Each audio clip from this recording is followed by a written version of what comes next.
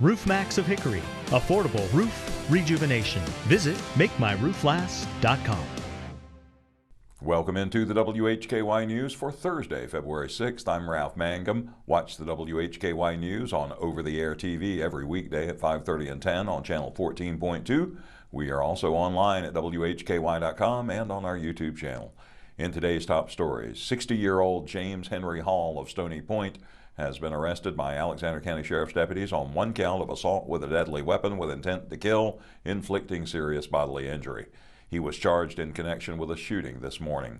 At about 9:54 a.m. today, Alexander County 911 Communications took a call regarding a shooting victim at a residence on Mount Wesley Church Road in Hiddenite.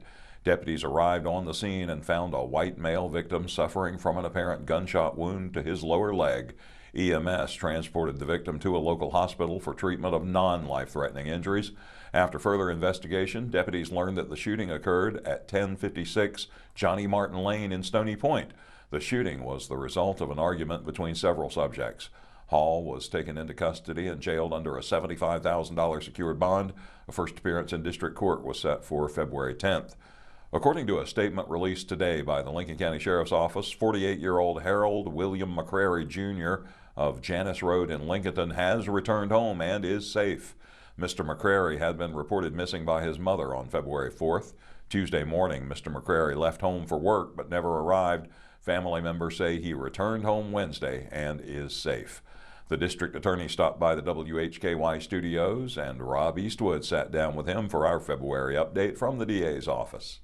Joining us as he does each month is District Attorney Scott Reilly, who represents Catawba, Burke, and Caldwell counties. That is the 36th prosecutorial district.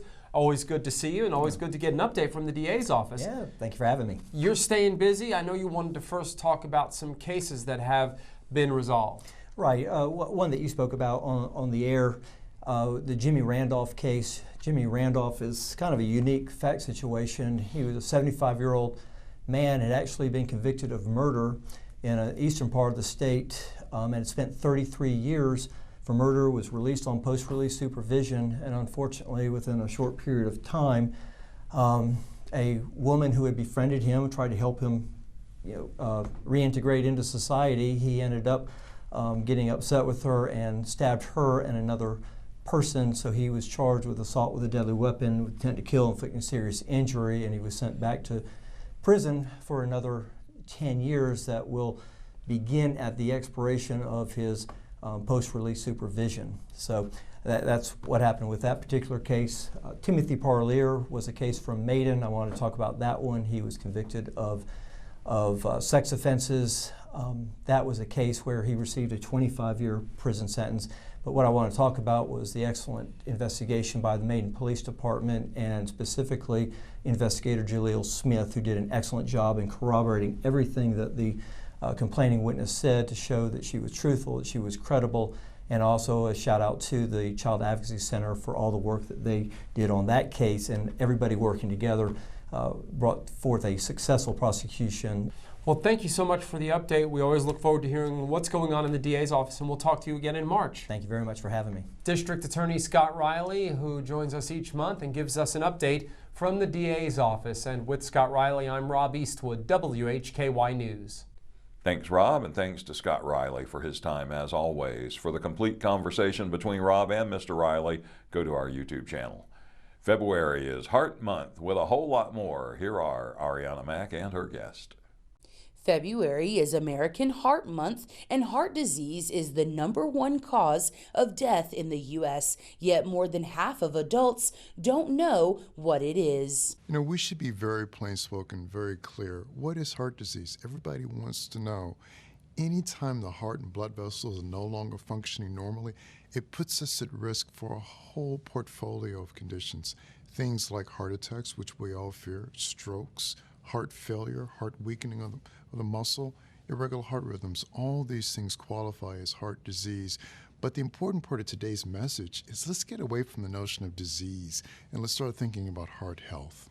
Northwestern medicine cardiologist Dr. Clyde Yancy explains why Black Americans and women are at increased risk. Women in particular, half of our population, has an unrecognized risk still of heart disease. We need to raise awareness within women, but raise awareness within the medical community as well. We must stop thinking that heart disease doesn't occur in women. It does, and we can treat it and treat it well.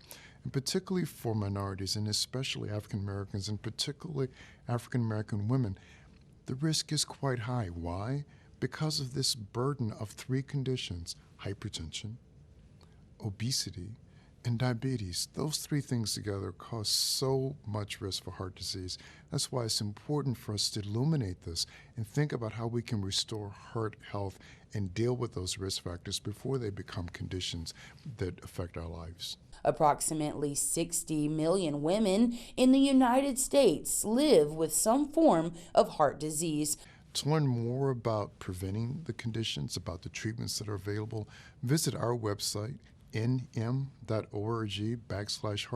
or go to the American Heart Association website, where I serve as a volunteer there too. Trustable information that's readily available that can help all of us understand how to live a happier, healthier heart life. Reporting for WHKY, I'm Arianna Mack. Thank you, Arianna. It was very nice to have Dr. Clyde Yancy with us today. Weather permitting, a private contractor will close 5th Street Northeast from 17th Avenue Northeast to 21st Avenue Northeast in Hickory to install a water tap. The work will begin at 8:30 a.m. Monday, February 10th. A detour route will be provided. The street should reopen by 5 p.m. on Wednesday, February 12th. Motorists are encouraged to slow down and exercise caution when traveling through the area. Today's crime report includes a sentencing in a 2023 death by distribution case. In local sports, Jason has news from our high schools, our community college, App State, and LR, including another big win for Bears men's basketball. And in Community Focus, we'll find out who the winners were in the 2024 Castle of Cans Food Drive contest. Mostly sunny with a high in the mid-60s today. We'll be just above 70 tomorrow, then in the 50s on Saturday, and in the 60s Sunday. No more than a 15% chance of rain tomorrow and through the weekend. Much colder next week with highs in the 30s and 40s, reaching the 50s again by next weekend. The latest weather forecast is always there for you at WHKY.com. I'm Ralph Mangum. You're watching the WHKY News.